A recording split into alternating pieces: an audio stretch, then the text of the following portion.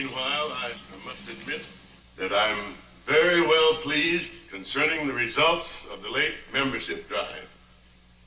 Now, on next Tuesday night,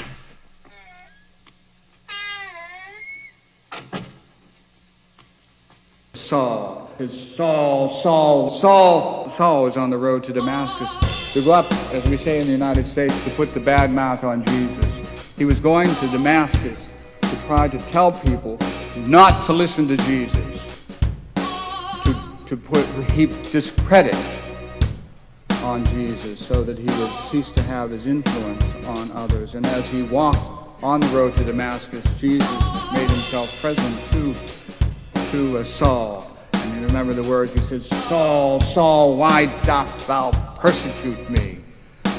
And here is this dramatic rendition of you can see on the ground in the face of this overwhelming presence, and on the basis of this, Saul, the principal detractor of Jesus, becomes Paul, the principal disciple of Jesus.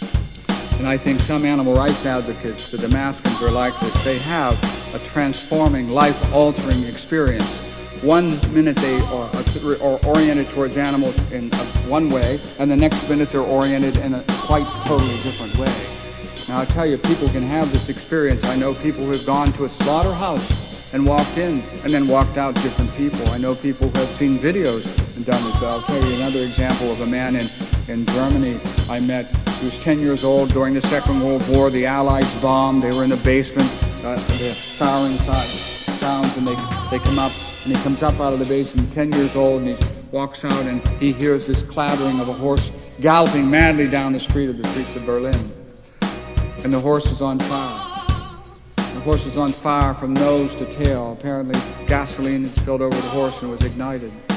And as the horse ran directly at him, just as he got to the young boy, he glanced and went past him, and he looked him in the eye. And at that moment, this young boy said, "It was as if the horse said to me,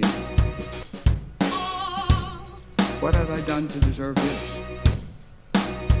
Why aren't you helping me?'" Accusative or accusatory. "What have I done to deserve this? Why aren't you helping me?" And from that moment forward, this young boy has devoted his life asking other people the same questions that the horse asked him. What have animals done to deserve how they were treated? What are we doing? What are you doing, to others? What are you doing to help them?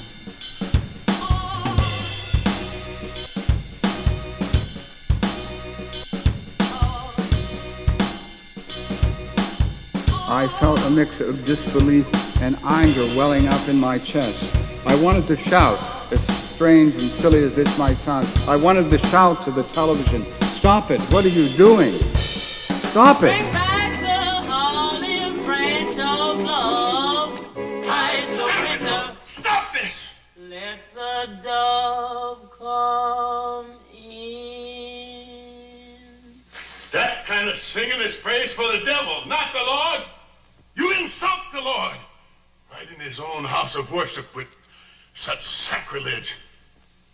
There are only two kinds of music in this world: the devil's and the Lord's. Amen.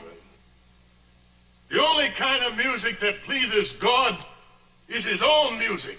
Yes, sir. Sacred music that sings his praises. Right. Amen. Amen.